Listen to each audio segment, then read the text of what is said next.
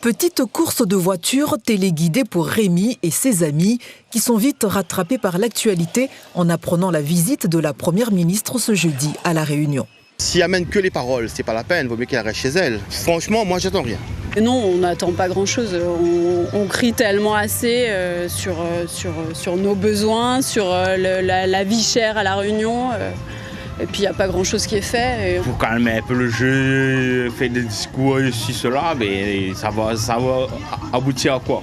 À rien. Donc, sa visite, c'est juste des vacances pour elle. C'est politique tout ça. Comment ça? Politique, il vient là pour la prochaine campagne. Bien que La Réunion, il ne gagnera pas rien. D'autres s'interrogent sur le timing de ce premier déplacement d'Elisabeth Borne dans le département, alors que la promulgation de la réforme des retraites n'a pas mis fin aux manifestations des opposants. Le mal est déjà fait, mais elle ne pourra pas retourner cette page-là facilement. Pour moi, il faut revoir sa copie de retraite. Nous, dans le bâtiment, c'est pas possible de mettre la retraite à 64 ans. C'est pas possible du tout. Avec le climat et la pénibilité, c'est impossible. Que lui vient faire une journée dans mon travail et moi, il fait une journée dans son travail. Pour voir comment il va voir s'il met la retraite à 64 ans. Et même Emmanuel Macron aussi. Hein. Pour Frédéric, il ne faut pas que la retraite soit l'arbre qui cache la forêt.